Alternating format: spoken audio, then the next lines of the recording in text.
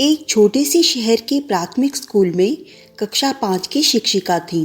उनकी एक आदत थी कि वह कक्षा शुरू करने से पहले हमेशा आई लव यू ऑल बोला करती, मगर वह जानती थीं कि वह सच नहीं कहती। वह कक्षा के सभी बच्चों से उतना प्यार नहीं करती थी। कक्षा में एक ऐसा बच्चा था जो उनको एक आंख नहीं भाता। उसका नाम राजू था। राजू मैली कुचैली स्थिति में स्कूल आ जाया करता है। उसके बाल खराब होते, जूतों के बंद खुले, शर्ट के कॉलर पर मैल के निशान। क्लास के दौरान भी उसका ध्यान कहीं और होता। मिस के डांटने पर वह चौंक कर उन्हें देखने तो लग जाता, मगर उसकी खाली खाली नज़रों से उन्हें साफ पता लगता रहता कि राजू शारीरिक रूप से कक्षा में उपस्थित होने के बावजूद भी मानसिक रूप से गायब है। धीरे धीरे मिस को राजू से नफरत सी होने लगी। क्लास में घुसते ही राजू मिस की आलोचना का निशाना बनने लगता। सब बुराई उदाहरण राजू के नाम पर किए जाते। बच्चे उस पर खिलखिलाकर हंसते और मिस उसको अपमानित करके संतोष प्राप्त करती। राजू ने हालांकि किसी बात का कभी कोई जवाब नहीं दिया था। मिस को वह एक बेजान पत्थर की तरह लगता, जिसके अंदर महसूस नाम की कोई चीज नहीं थी। प्रत्येक डांट, व्यंग और सजा के जवाब में वह बस अपनी भावनाओं से खाली नजरों से उन्हें देखा करता और सिर झुका लेता। मिस को अब इससे गंभीर चिढ़ हो चुकी थी। पहला सेमेस्टर समाप्त हो गया और रिपोर्ट बनाने का चरण आया, तो मिस ने राजू की प्रगति रिपोर्ट में यह सब बुरी बातें लिख मारी। प्रगति रिपोर्ट माता पिता को दिखाने से पहले हेड मिस्ट्रेस के पास जाया करती थी। उन्होंने जब राजू की रिपोर्ट देखी तो मिस को बुला लिया। मिस प्रगति, रिपोर्ट में कुछ तो प्रगति भी लिखनी चाहिए। आपने तो जो कुछ लिखा है, इससे राजू के पिता इससे बिल्कुल निराश हो जाएंगे। मैं माफ़ी मांगती हूँ, लेकिन राजू एक बिल्कुल ही अशिष्ट और निकम्मा बच्चा है। मुझे नहीं लगता कि मैं उसकी प्रगति के बारे में कुछ लिख सकती हूँ। मिस घृणित लहजे से बोलकर वहाँ से उठ आई। हेड मिस्ट्रेस ने एक अजीब हरकत की। उन्होंने चपरासी के हाथ मिस की डेस्क पर राजू की पिछले वर्षों की प्रगति रिपोर्ट रखवा दी। अगले दिन मिस ने कक्षा में प्रवेश किया तो रिपोर्ट पर नज़र पड़ी। पलट कर देखा तो पता लगा कि यह राजू की रिपोर्ट है। पिछली कक्षाओं में भी उसने निश्चय ही यही गुल खिलाए होंगे, उन्होंने सोचा, और कक्षा 3 की रिपोर्ट खोली।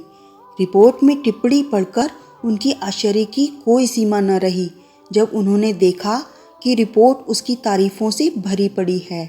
राजू जैसा बुद्धिमान बच्चा मैंने आज तक नहीं देखा। बेहद संवेदनशील बच्चा है और अपने मित्रों और शिक्षक से बेहद लगाव रखता है। अंतिम सेमेस्टर में भी राजू ने प्रथम स्थान प्राप्त कर लिया है। मिस ने अनिश्चित स्थिति में कक्षा 4 की रिपोर्ट खोली।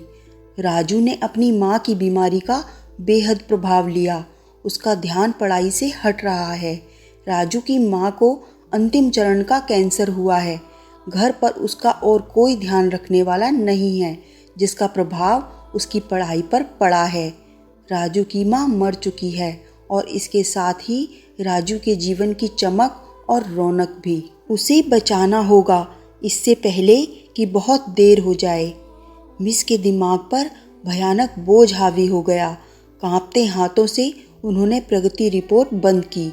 आंसू उनकी आंखों से एक के बाद एक गिरने लगे।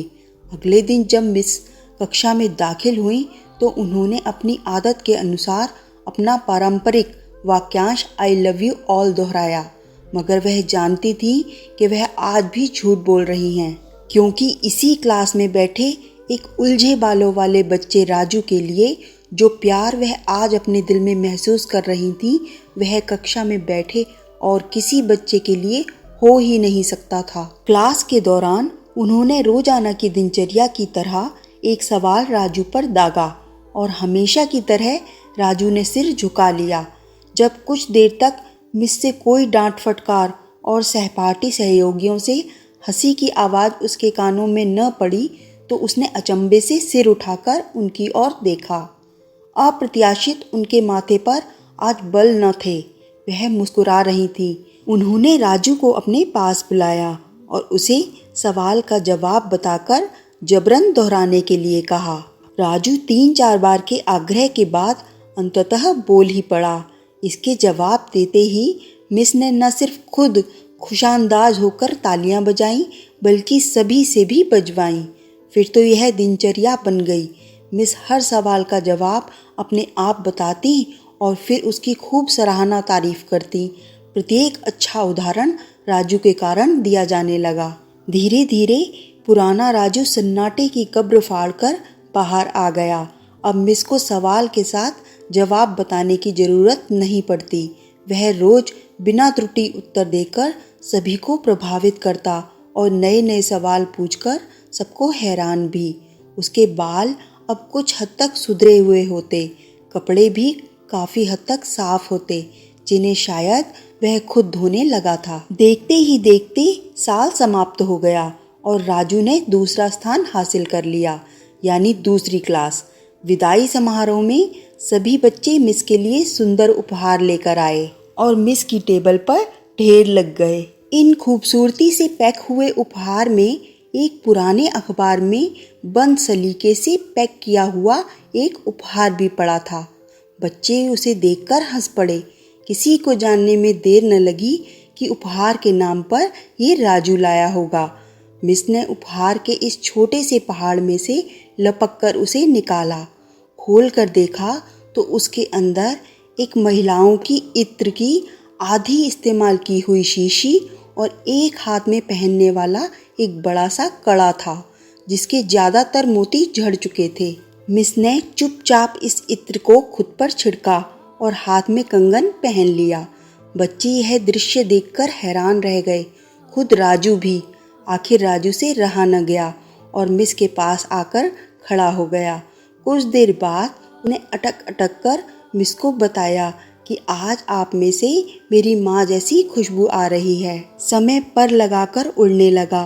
दिन सप्ताह, सप्ताह महीने और महीने साल में बदलते भला कहाँ देर लगती है।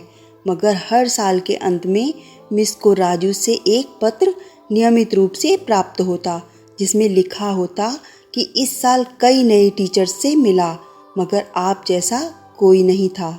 फिर राजू का स्कूल समाप्त हो गया और पत्रों का सिलसिला भी। कई साल आगे गुजरे और मिस रिटायर हो गईं। एक दिन उन्हें अपनी मेल में राजू का पत्र मिला, जिसमें लिखा था, इस महीने के अंत में मेरी शादी है और आपके बिना शादी की बात मैं नहीं सोच सकता। एक और बात, मैं जीवन में बहुत सारे लोगों से मिल चुका हूँ, आप जैसा कोई नहीं है। डॉक्टर राजू। साथ ही विमान का आने जाने का टिकट भी लिफाफे में मौजूद था। मिस खुद को हरगिज न रोक सकती थी। उन्होंने अपने पति से अनुमति ली और वह दूसरे शहर के लिए रवाना हो गईं। शादी के दिन जब वह शादी की जगह पहुंची तो थोड़ी लेट हो चुकी थी। उन्हें लगा समारोह समाप्त हो चुका होगा, मगर यह देखकर उनके आश्चर्य की सीमा न रही कि शहर के बड़े डॉक्टर, बिजनेसमैन और यहाँ तक कि वहाँ पर शादी कराने वाले पंडित जी भी थक गए थे कि आखिर कौन आना बाकी है। मगर राजू समारोह में शादी के मंडप के बजाय गेट की तरफ टकटकी लगाए उनके आने का इंतजार कर रहा था। फिर सब ने देखा कि जैसे ही ये पुरानी शिक्षिका ने गेट से प्रवेश किया, राजू उनकी ओर लपका और उनका वह हाथ पकड़ा जिसमें उन्होंने अब तक वह सड़ा हुआ सा कंगन पहना हुआ था और उन्हें सीधा मंच पर ले गया।